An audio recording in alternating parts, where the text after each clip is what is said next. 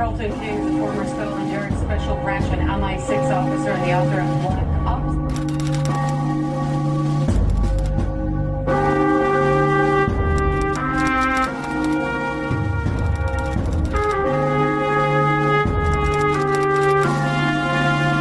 I was undercover for Special Branch in a jihadi organisation.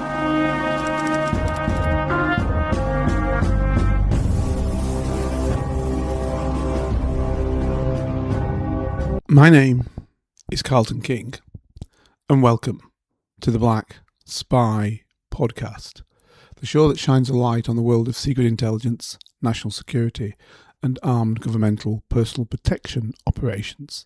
But actually, what we really do is in the round. What we do is look at geopolitics from the macro to the micro. And also what we do is we try to provide assessment and understanding. So as you're living in this world, you can get a feel for what happens in the world around you that sometimes is opaque and you never really get told by the people that control us, the governments that run us, the businesses, the oligarchs, as we can call them, the Bezoses and the like, that are billionaires that run our system. You never really, the teals, you never really get told, and I guess I should mention Musk as well before I go on, but you never really get told about what's going on. So what I want to do here is give you an understanding of the world and where it is, and not just from the position of the United Kingdom or indeed the West, but in fact, the whole world as and when I can, or as and when we have a subject which you want to look to. So if that's your bent, then please, what you should do is subscribe. Subscribe.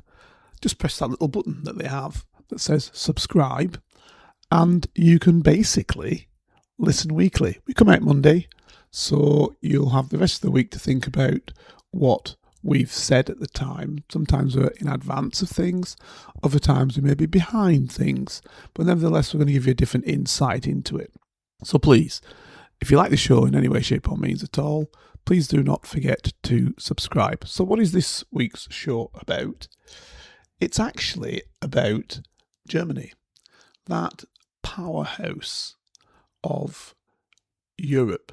And I don't just mean the European Union, I mean Europe. Be that Western, Eastern, Northern, Southern. The powerhouse for many a decade has been the Bundesrepublik Deutschland, the Federal Republic of Germany. To be fair, even before 1991 and the reunification, it was the powerhouse when it was West Germany. But as it's come together with its one-time communist cousin, East Germany, at one stage it lessened for a while in power, but then obviously vamped that power up by adding 17 to 20 million people, and the potential for industry, albeit that the old East German industries were said not to be what they could have been. There's a big question on that, and if you want to look up Treuhand, you'll see how it could or could not have been what was articulated, that all of East Germany's old industry had gone to the wolves. I don't think it had, to be fair. But, the Bundesrepublik Deutschland became an even greater powerhouse. And also through its position within the European Union, where actually you could even argue that it was a creator. I guess there's really no argument about it, really. If you go back to the old coal and steel project, which was had with both the Belgians and the Dutch, and then the French, it could by no way not be one of the founders, when the Germans were really after the so-called Wirtschaftswunder, which we'll talk about, that economic wonder we'll talk about as well later in the show. at the time, the German Chancellor put a lot of German monies behind the project. So you can see that Germany has been leading the way in Europe through its early collective position in Europe to the then European Economic Community, then into the European Union. And all of the time, practically much of what was put forward was a German position on how the union should function, because I think at one stage Germany paid like 3/4 of the monies into Europe, the EU that is. So therefore, why wouldn't it have that singular position within the bloc? The accession states, first of Southern Europe coming in, cost Germany money, and then definitely Eastern Europe cost Germany money. But you could also argue that it opened up markets for German goods, which Germany had singularly post-Second World War created, you could argue to some extent from scratch, and therefore was able to produce and sell revamped cars, obviously under the old Weimar Republic, and before that, and under the Nazi regime, vehicles were something that Germany produced, VW, VW, etc. That was always going well. But then it produced white goods, it produced optics, it produced, you can go on and on, and sold those engines and sold them around the world, not just in the European Union.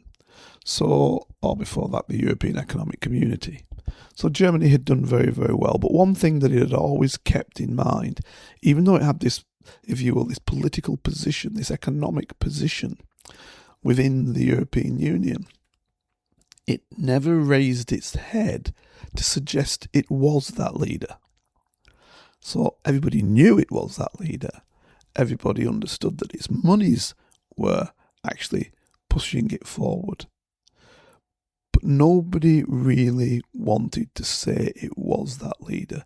And it never pushed itself out as a country going forward, particularly when that came into, if you will, von Clausian constructs. So that is the position of military and war. As von Clausewitz said, that war is politics by other means. So it never pushed itself in that area.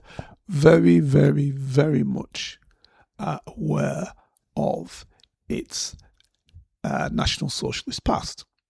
And the position that the world said, you, Germany, were at fault. Whether it was or it wasn't, I'll leave you to assess fully that period of National Socialism, and one can question whether anything different was done in terms of colonialisation than was done by Western powers just outside of Europe, other Western powers. But there you go.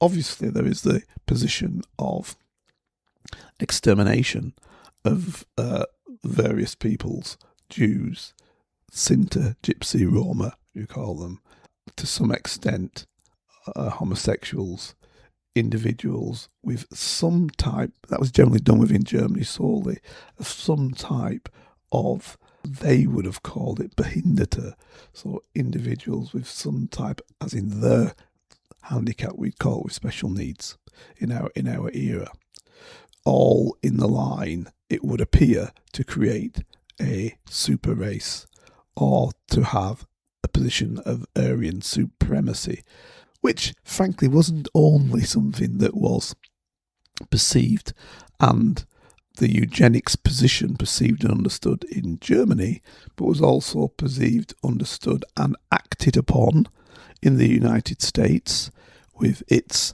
anti-black laws of misogyny, of anti-racial marriage, of third-class citizens for blacks, of continual lynchings of blacks, particularly in the South, etc., etc.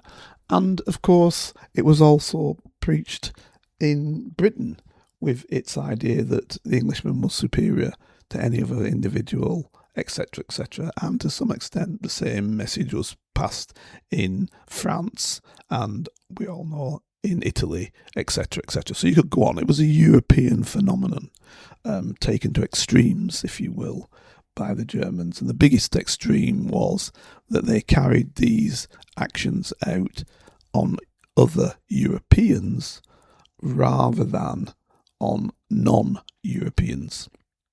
And that in itself isn't totally true because,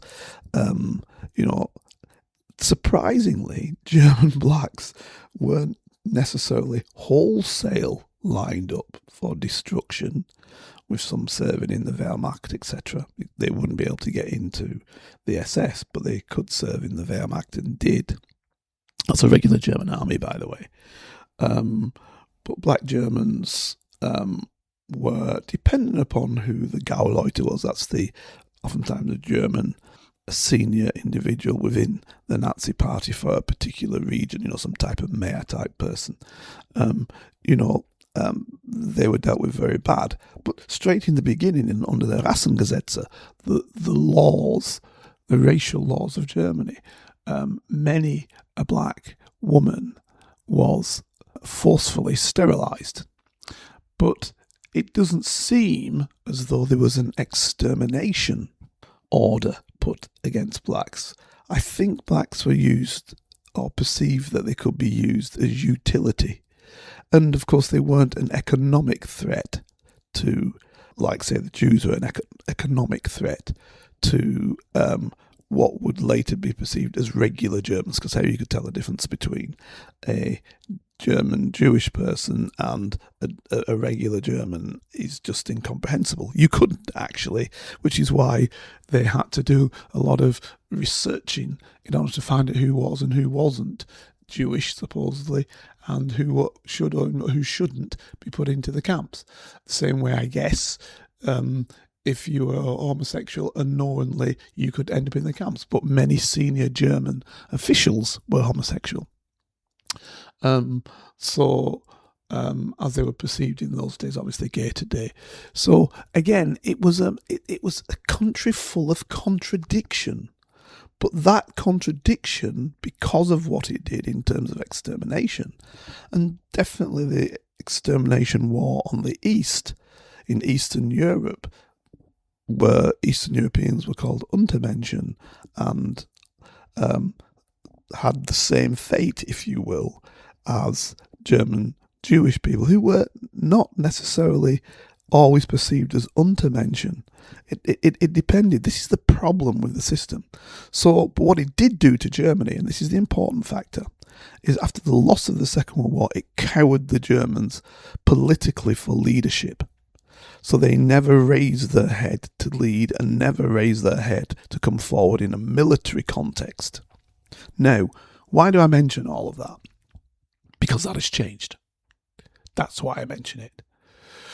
Because it has changed, because Germans have gone down a crazy, German leadership has gone down a crazy situation of, number one, aiding in undermining Russia, a country which for Germany is of the utmost importance because it provided Germany with a massive advantageous position on raw materials. I'll come into that later on in the show.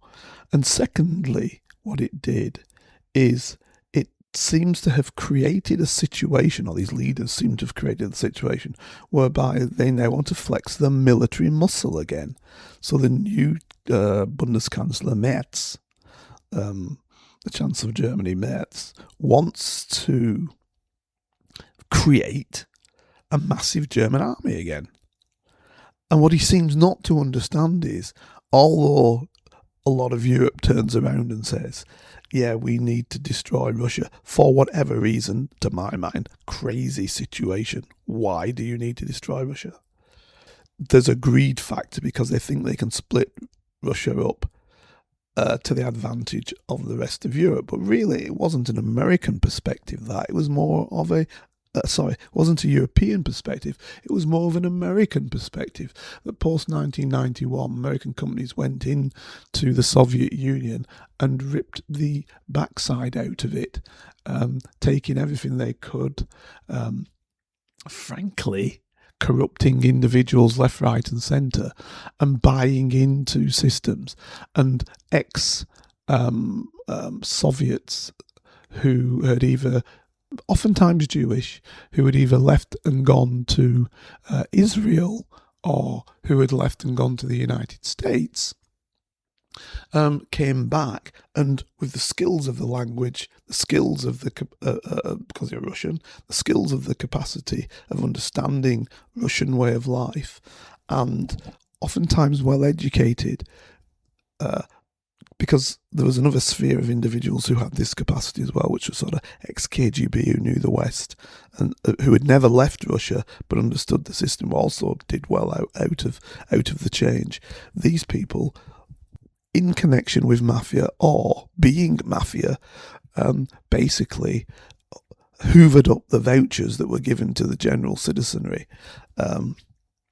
in massive state industries, etc., etc., things that would have provided them the normal citizenry, supposedly, under the economic system that was now trying to be put in place by people like the American State Department. And don't get me wrong, some of those people within that were actually doing or attempting to do a sterling job to aid what would then be Russia and the other 14 Soviet republics, Kazakhstan, Ukraine, Belarus, etc., so we can go on and on, so I won't go through the other 14 republics, but aid them to come into the world economic system, because it was advantageous for them to be in the world economic system. The communist system had gone that was controlling how the communist states functioned, and in its place was going to come in US capital. And frankly, there was only one country with that sort of power, and that was the United States, whose GDP far outweighed every other country in the world. So was going to be the victor. And so therefore, that system, when the United States come in, buy up correctly or incorrectly, in a corrupted manner or in a professional manner, buy up what was then in Russia and the rest of the ex-Soviet Union, but Russia being by far the biggest part of that ex-Soviet Union. It was all advantageous. Somewhere along the line, that went wrong. And I spoke about it last week. Obviously, the agreement from Baker for then US Secretary of State not to allow NATO to move 1 inch outside of Germany, which was now the United Germany. Kohl's agreement for, again, NATO not to expand 1 inch outside of Europe. The US President's position, not 1 inch, which was then Bush 1, not 1 inch outside of Germany. All of that went by the wayside, and the encroachment kept coming into Russia. So for some reason, the West went along with this, and I mean by West, I mean Europe went along this, Western Europe, and then obviously Eastern Europe was brought in, and some of the Eastern Europeans were extremely anti-Russian, and therefore it became a natural thing for them to be part of NATO. They loved to be part of NATO, in addition to being part of the European Union, and then for the threat, as Russia saw it, to be that NATO was on its doorstep, particularly if they came into the Ukraine. And last week I spoke about Niet is Niet. And for those who don't subscribe, please do, because last week you'll understand that I explained why there'd been this movement and how Byrne at the time, who was the US ambassador to the United States back in 2008, said if we expand into the Ukraine and start bringing the Ukraine into NATO, there will be war with Russia. There cannot not be. I've explained that the cables were out, that the cables were put forward, and that was seen by all. So we know that's true. Again, listen to last week's. So that's why it's good for you to subscribe to the programme. Listen to last week's and you'll be able to bring it into this week's. So why was Germany aiding this under Angela Merkel? Well, originally she wasn't aiding this under Angela Merkel. aiding this process. Originally, she was happy to live in tandem with Russia because Germany was reaping the benefit of getting,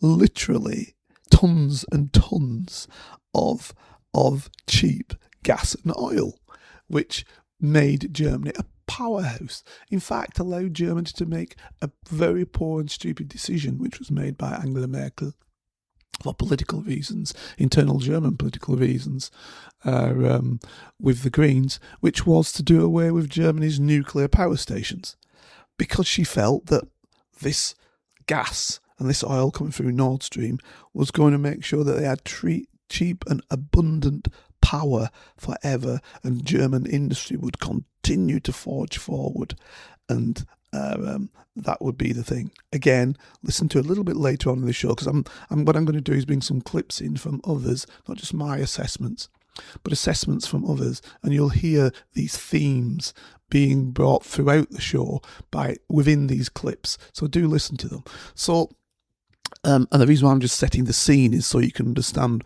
why I've brought the clips in of various other broadcasters and individuals pushing forward. Deutsche Welle, which is the German state television system that goes external to Germany. And so therefore they will be explaining why things went wrong in these clips that I'm going to bring to you. And then, of course, as I said, you've got this ignominy now of Germany wanting to be a military power again. It quietly always was coming up to some type of military power, albeit that the last aspect of military power, which is always, do the people wish to fight? Do the people wish to don the militaristic perspective? And I thought Germans post-Second World War never really had that. So you may have had a relatively large German conscripted army. They may have even had some good German kit. But did the British word for equipment, but did the individuals, the soldiers, the sailors, the airmen, did they really wish to be an aggressive military force? I never got it that they did, having lived in the country. I got it that it was something that you did.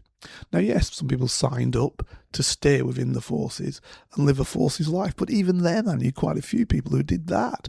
And to be fair, the reasons for it was to get a good mode of living and some excitement, because they weren't involved themselves in wars, were they? So they weren't going to be a problem, was there? I mean, there was some expeditionary stuff they did, basically, during the Yugoslavian wars. And again, they were those peacekeepers. So did they really think they'd be involved? They then had this outward motion in Afghanistan and Iraq. But again, Germans were very circumspect in where they allowed their troops to be. So they kind of put their troops in many occasions in areas where example in Afghanistan, where the war wasn't at the highest flashpoints. Don't get me wrong, German soldiers got killed, but not in the numbers of Americans, well, definitely not Americans, or British troops did. So again, they played this game of, yeah, we'll be part of the system of warfare with you, we'll aid you and come to your aid in terms of really providing our equipment, but we're not really going to play at war. But since this situation now with the Ukraine, for whatever reason, Germans have found themselves, the German governments have found themselves getting involved. And then this latest one is trying to grow an army. And what I'm seeing and spending literally billions upon billions of euros into the military. It might be an economic sop to the fact that their industry is falling away en masse because of the lack now due to the blowing up of Nord Stream. And we all know who blew Nord Stream up. And again, if you go back in time to some of my programs, you'll see that I provide you the evidence to that it's highly, highly, highly likely that the United States blew up Nord Stream to prevent this cheap energy coming to Europe via Germany, and which meant that they had to tie themselves then to the United States more. rather than to be friends with Russia, which would allow then the United States a free hand to do what it wanted in Russia, more so, because Germany would not be tied then to Russia and read for Germany Europe. But what's happened is that actually this action not to take Russian oil, not to take Russian gas, etc., has bankrupted or is bankrupting Germany. And that's why I entitled today's programme The Collapse of Germany, because that's what's happening. Unemployment on a scale where it wasn't the case. Major industries not just falling away, because that's not what companies do, but looking at the dire situation in Germany saying, you know what, we'll produce these cars elsewhere. We'll go to Asia and produce them. We won't produce them in Germany anymore. We'll produce these white goods elsewhere. We won't produce them in Germany anymore. So companies, and Germany already had a great affinity with its companies, but the companies are now leaving to produce products elsewhere. So this is very problematic for Germany. So hence today's programme. I will put the programme in 2 parts, just because it might be quite long, if not. So let's do that. But you will get the gist of the programme and the understanding of it, because it's quite important that you understand this background. And as I said, I've done quite a bit of the background on previous programmes, but it for the number one state in Europe, which includes the United Kingdom, by the way. I know Brits somehow tend to think that we're more powerful than Germany. It's not the case. But number one country in Europe to fall, this is a big problem. And it's a big problem for Europe and a big problem for the European Union. And if you listen to last week's show, you will understand why I thought one of the reasons was that German politicians were undertaking things that were clearly debilitating, if not outright destructive, to Germany.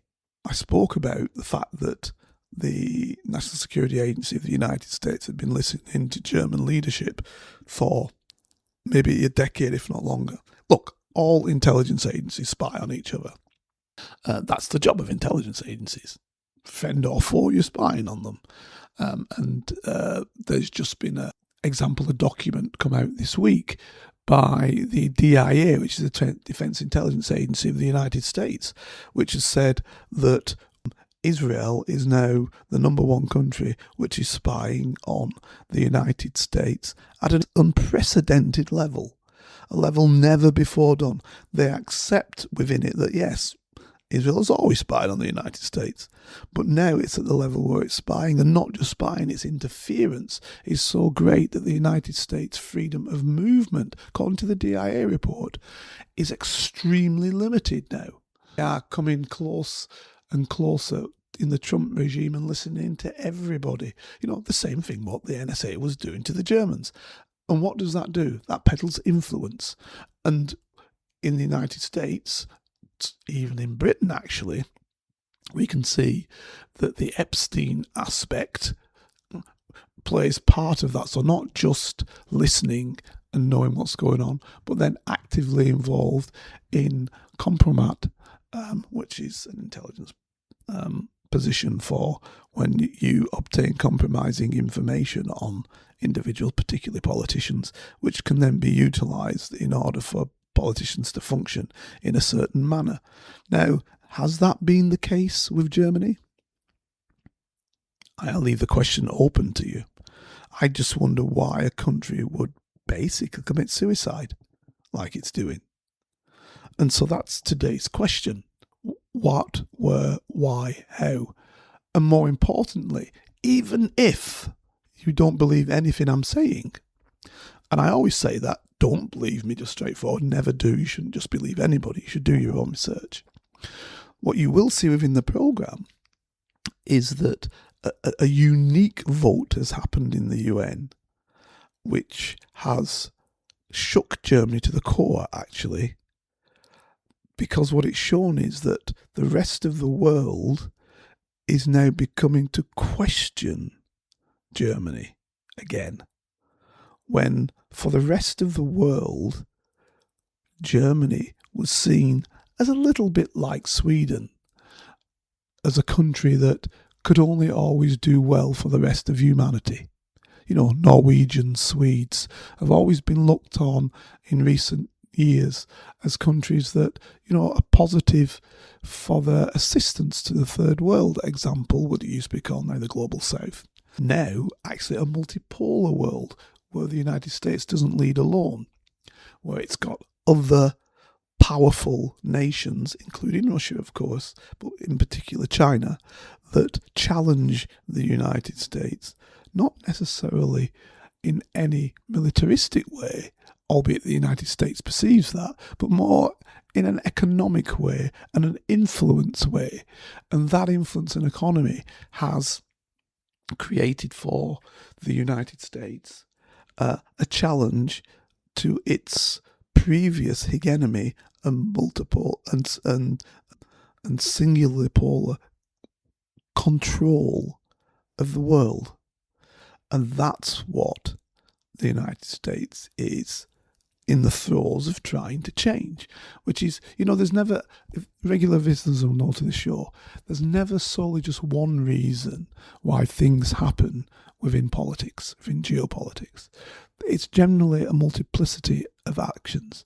I always say there's one thing that counts louder than most, and that's the money. So if you follow the money, oftentimes you won't go wrong. So, but there's other aspects to it in addition to money.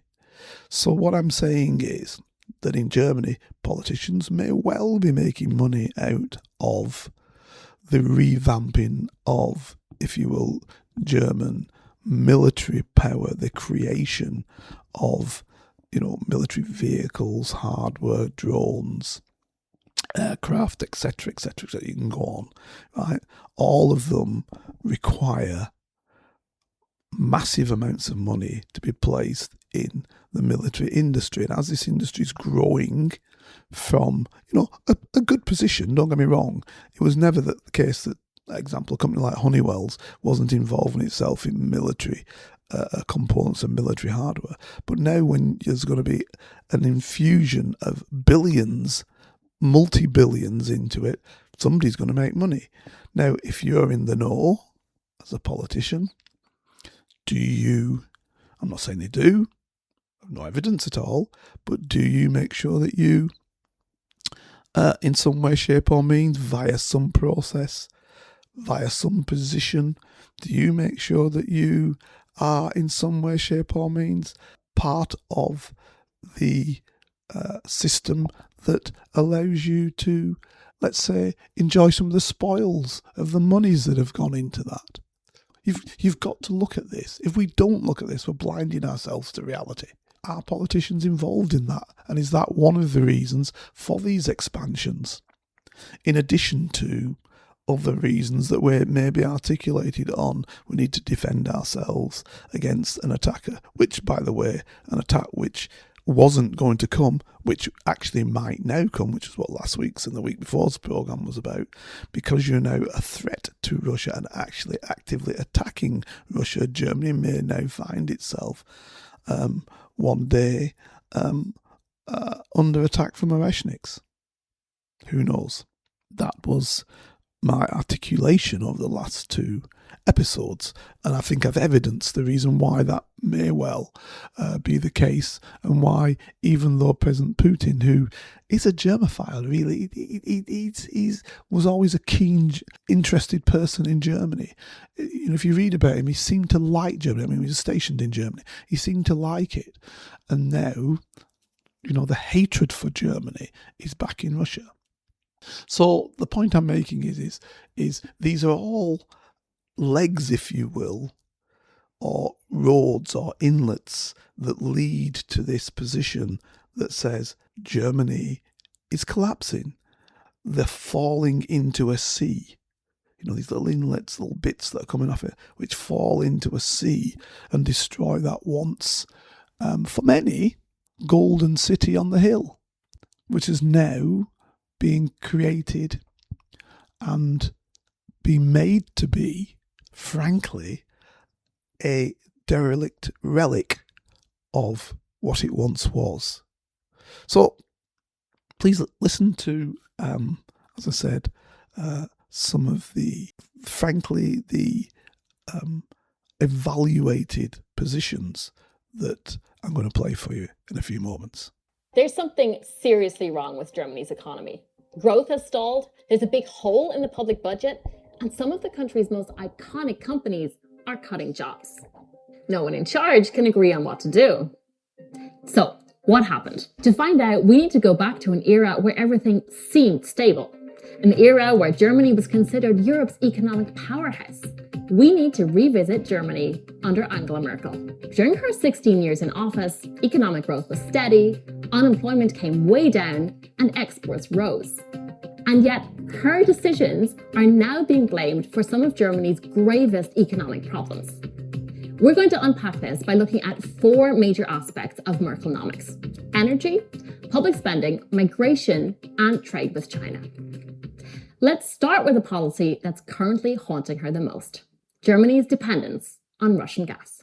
In 2005, just days before Merkel took office, Russian energy giant Gazprom signed an agreement with German companies BASF and E.ON to build Nord Stream 1, a pipeline that would bring Russian gas to Germany via the Baltic Sea. The foundations for this were laid by Merkel's predecessor Gerhard Schröder, whose close friendship with Russian President Vladimir Putin endures to this day. But Merkel continued and expanded the project. In 2015, a year after Russia annexed Crimea, plans for a second pipeline, Nord Stream 2, were inked. Throughout Merkel's term, Germany's dependence on Russian gas rose from 40% to 49%. Not a huge jump, but part of a trend she didn't intend to reverse. Merkel justifies this on the basis that Germany's energy-intensive, export-focused industries needed cheap power. In her memoir, she writes, Germany's industrial foundation was strong and had to be shored up to safeguard jobs, which in turn safeguarded social security. Things could not have turned out any more differently. In February 2022, Chancellor Olaf Scholz halted the Nord Stream 2 project in response to Russia recognizing 2 breakaway regions in eastern Ukraine. Just days later, Putin began his full-scale invasion of the country. In September of that year, in an act of sabotage that remains officially unresolved, explosions ripped through Nord Stream 1 and 2. Germany's relationship with Russian gas ended abruptly. In the months that followed, energy prices spiked. The government provided companies with subsidies to lessen the pain. Still, the impact on German industry was severe. Chemicals giant BASF has cut well over 2,000 jobs in Germany and expanded in China instead. Steelmaker ThyssenKrupp has announced plans to slash up to 11,000 jobs. And all over the country, smaller, family-owned companies from bakeries to glassmakers have struggled to make ends meet. But the high cost of energy is just one reason the German industry is struggling. Another is lack of public spending, exemplified by outdated rail infrastructure, the recent collapse of a bridge in Dresden, and slow broadband, especially in rural areas. To understand the reason behind this underinvestment, we once again have to go back to the Merkel era, specifically to the year 2009. Germany was playing a leading role in the response to the Eurozone debt crisis, offering bailouts to the likes of Greece and Spain and demanding strict austerity in response. Recognizing that Germany's own public debt had risen sharply in the years prior to the crisis, Merkel introduced the debt brake, a limit on how much money the German government was able to borrow. 15 years on, these strict limits on borrowing are still in place, and they're being blamed for underinvestment in digital development, infrastructure, and, crucially, defense. In fact, a 2023 Constitutional Court ruling dictating their strict enforcement is also the reason Germany currently has a €60 billion hole in its budget. While politicians continue to squabble about the debt brake today, even Merkel herself says it's time to scrap it.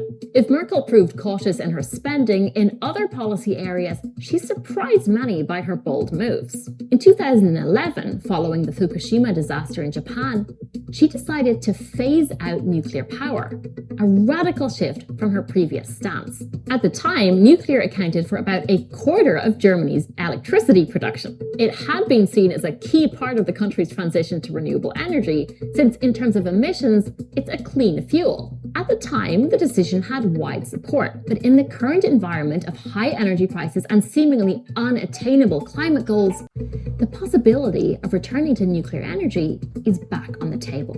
In a recent policy paper, the conservative CDU, the party likely to lead the next government, pledged to investigate the feasibility of a return to nuclear power and announced the goal of building the world's first nuclear fusion reactor in Germany. Remember, this is Merkel's own party we're talking about here. Okay, so we've seen how Merkel's energy policy and her strict spending rules haven't aged too well. But we haven't yet talked about the decision that has most come to define her legacy. In 2015, as conflicts raged in the Middle East, Europe faced a migration crisis. As the situation became increasingly out of control at the EU's periphery, Merkel decided to open Germany's borders, leading to the arrival of hundreds of thousands of people from war-torn countries like Syria, Afghanistan, and Iraq. At the time, most Germans believed that was the right decision. People lined up at train stations to welcome the new arrivals, a sentiment that was summed up in the German phrase Willkommenskultur, welcome culture. Over time, public attitudes changed. Widespread sexual assaults on women in Cologne and other German cities on New Year's Eve 2015, and the terrorist attack on a Berlin Christmas market 1 year later heightened security concerns about the impact of the open door policy. Support for Germany's far-right anti-immigrant party, the AfD, increased. Merkel's migration policy was grounded in a humanitarian impulse. In her memoir, she writes that the streams of people making their way from Hungary to Germany by train reminded her of scenes from the Prague Uprising of 1989, when East Germans fled to West Germany via the Czech capital. Still, it's unlikely that the reality of Germany's demographics were entirely absent from her mind. Germany has the twin problem of many advanced economies, an aging population and a low birth rate.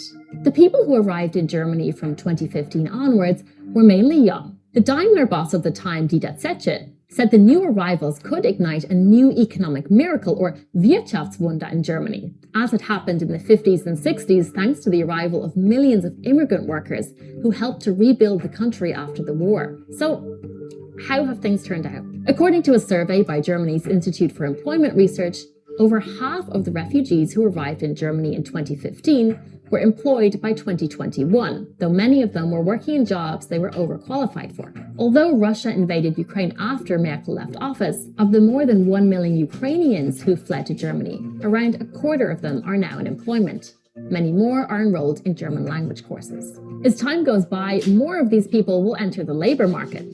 Still, the costs of bridging the gap are considerable. Last year, the German government spent almost 12 billion euros on welfare transfers for refugees. That figure includes things like unemployment benefit, rental support, and training courses. But if they stay, the long-term demographic effect could be positive. Last year, the average German woman had 1.26 children. The rate among the migrant community was higher at 1.74. A seemingly modest difference that will become more apparent over time. If Merkel thought she'd seen her share of crises with the debt drama of 2009 and the migration wave of 2015, she was wrong. In 2020, the pandemic hit. As businesses shut down, the government enabled companies to keep staff on reduced hours instead of laying them off. That policy, known as Kurzarbeit, prevented unemployment from spiraling. But the supply chain disruption the pandemic caused also exposed the pitfalls of another Merkel policy: deepening trade ties with China. During her time in office, the Chinese economy was growing many times faster than Germany was, offering a strong market for German exports like cars, industrial parts, and medical equipment. But Germany and other countries miscalculated the pace of technological development within China. Supported by substantial subsidies, Chinese companies charged ahead, especially in areas like electric mobility. Failing to recognize on time that China was becoming a high-end producer of e-vehicles is one big reason German car makers are struggling now. So after considering developments in energy, public spending, migration, and ties with China, what grade can one give Merkelnomics? Well, in an era of free-flowing trade and relatively uncomplicated geopolitical relations, her policies provided stability that also explained the German people's openness to migration. But the idea that such conditions would prevail proved short-sighted. With both Russia and China, a relationship that had once seemed business-friendly turned into the very opposite. The exit from nuclear energy has made it harder to reach climate goals. And yet, to this day, many people look back nostalgically to Merkel's rule. According to a recent survey, 61% of Germans believe things were better when she was in charge, suggesting that most blame the current government's infighting for the country's economic woes, rather than the legacy of her policies. Whether you see her as the last defender of the liberal world order or as an example of political naivety, Merkel was a once-in-a-lifetime leader. The decisions she made will shape Germany and the world for decades to come. So that was the end of part 1 of this week's 2-part episode, which you will hear next week. Hope you stay with me and hope you've enjoyed this week's, and we'll get back to the discussion next week. See you then. Here is a working class spy telling his stories, the secrets, the lives of spies. Feel free to message Carlton King on all socials and give this show 5 stars on Apple iTunes and subscribe so you never miss a single episode. For your ears only. I was a member of Her Majesty's Secret Intelligence Service.